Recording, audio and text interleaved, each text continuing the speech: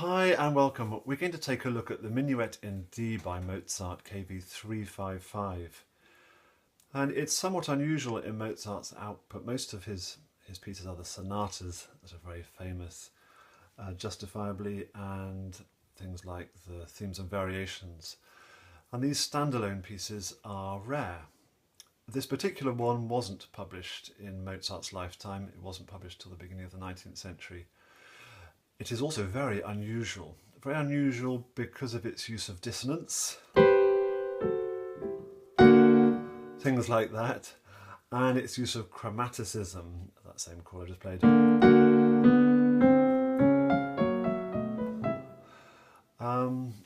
I wonder whether it's a slight reflection of the Sturm und Drang period from about this period, a little bit before, if anything.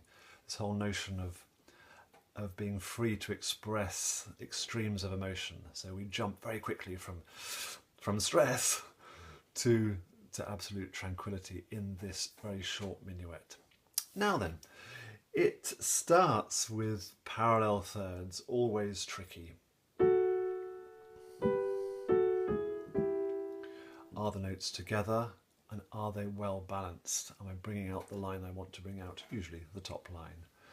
And to practice that, really listen very carefully.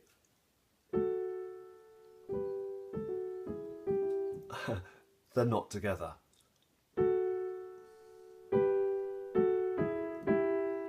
Better, but that last E was too loud, for example. Certainly practice them with each note separately, first of all, the top line, with the correct fingering. Mark it in it if you need to in your score.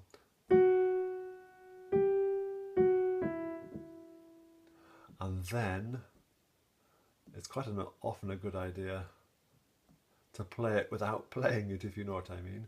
It requires quite a lot of thought to do that. And then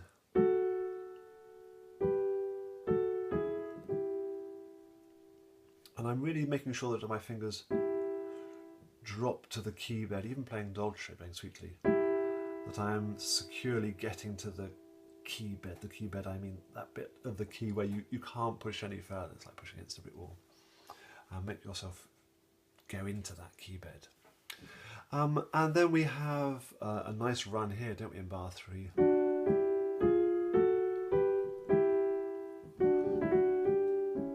I suggest a 5th finger on that final G. I'll come to the ornament in a moment.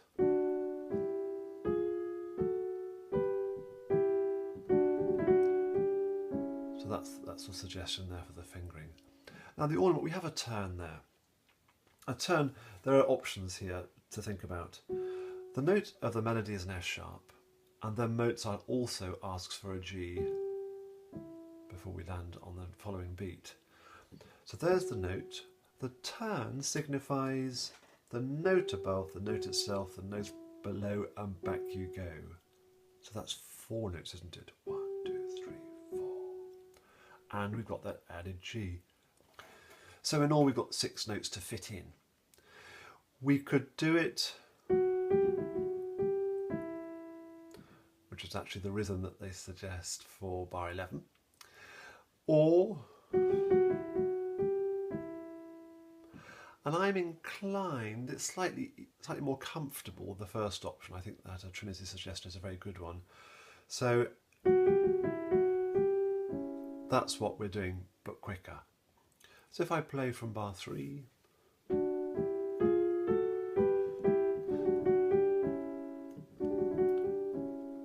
let's move on. We've got these lovely dissonances now. And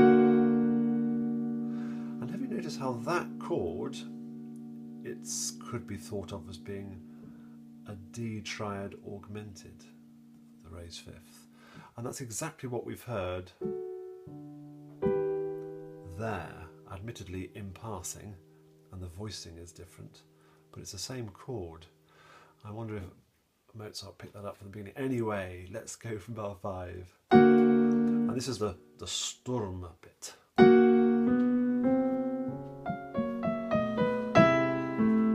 Or the stress bit. And notice how it's stress and then relaxation. And it's very implied in the music, isn't it? We've got a forte, and I'm trying to bring out, and in this bit, just like previously, we're very clearly in 3 parts, aren't we, here? And I'm wanting to bring out that tenor line.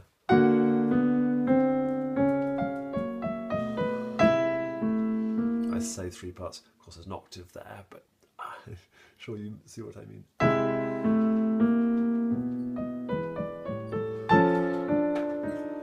It's important to give weight both to the right hand there and the left hand, so the overall effect is definitely strong all round.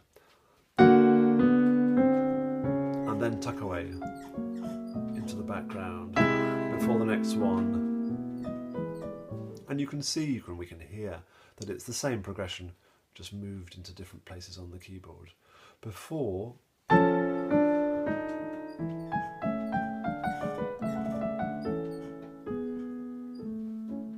and for that turn, so we've got the note, the turn, and the semiquaver F. The suggestion is, so slightly different way of playing it to in bar 4. And you could interchange these, there's no hard and fast rules, and you'll hear different pianists doing different things there. And then from bar 12, take care not to speed up here. This is the beautifully calm after the storm. It's staccato, yes, but I am using the pedal, you can probably hear. I'm sure you can. The pedal is being held for there.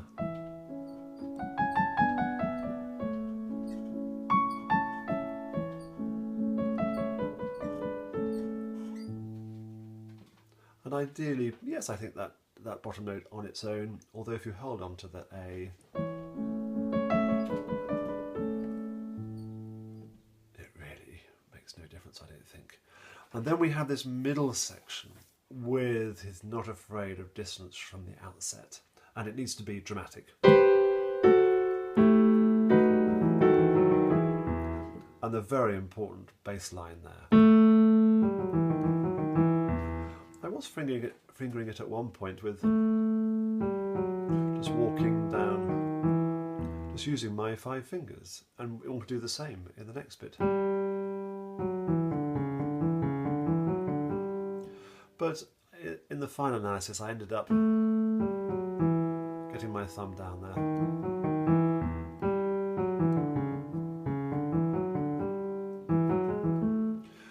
Why? Because the state of my fingers, I found it slightly more comfortable to articulate clearly with that fingering.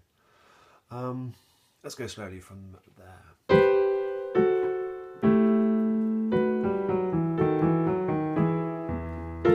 Take care to hold on to this top line, notes up there. And now we have what's called a hemiola. So it appears to suddenly go into 2/4.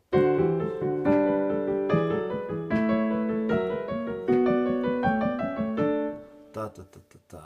1, 2. An idea that only lasts 2 beats. So a hemiola is when you're in 3/4, but the music hints at, suggests we're in 2/4. And it is often used in this context to build to a climax, to give the music a sense of urgency and moving forward.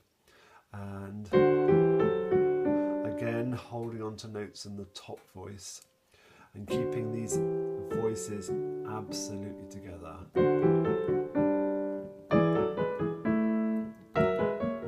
And I would definitely practice them slightly staccato like that. Are they really together?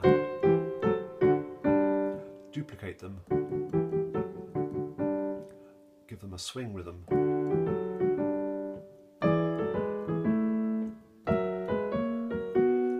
Clear, especially that 4th finger.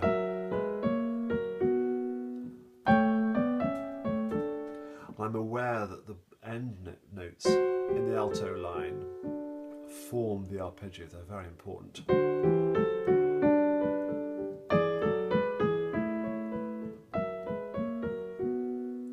Can you, I did that unintentionally, but could you practice it by bringing out different lines? Let me try and bring out the bass line.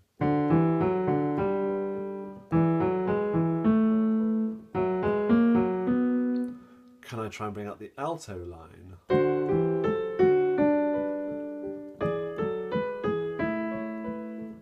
Ah. Ish. Can I bring out the top line?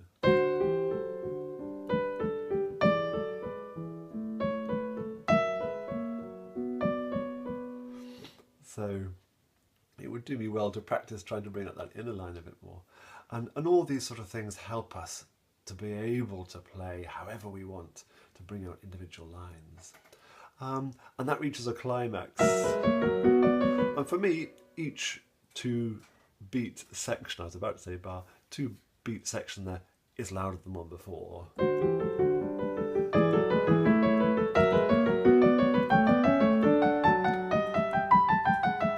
Until a gradual, very gradual release of tension for these 2 bars, I feel. Where are we heading? Well, we're heading to an exploration of D, the key of D. We've got D major. And I like the thumb on the Gs, by the way, for that one. Both thumbs together. Yeah, 3rd finger on the F sharp. Then we've got D harmonic minor. There's a little thumb on the A there, otherwise we run out of fingers, don't we? Not enough fingers, so need the thumb. And then we have D natural minor.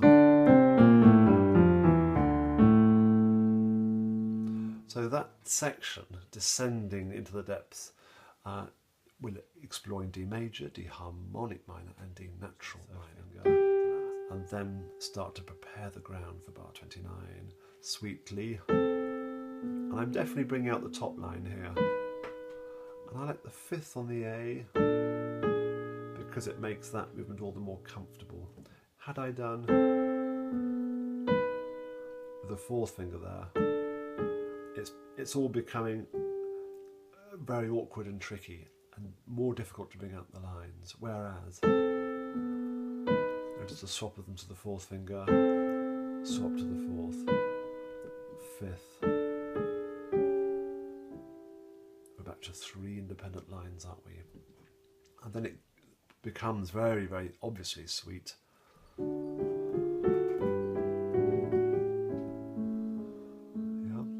And all of this section is an exact repeat of what we've already played, but shifted up in tonality such that we end in D major in the right place.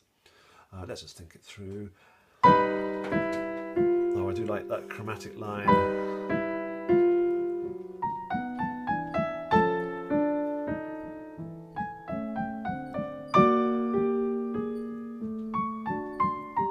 I'll just slow this down, making sure that they really are together. Background, and being careful not to rush here. Especially that scale coming down. A very sweet ending.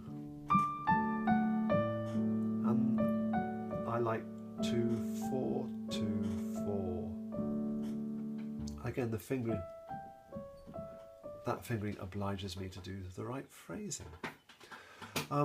It's a really interesting piece, quite unusual.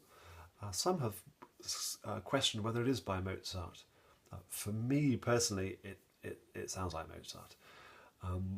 Whether it's by him or not, it's a great piece. I think it's often good to think like that. So enjoy learning this one. Any questions, do come back to me. Bye-bye for now.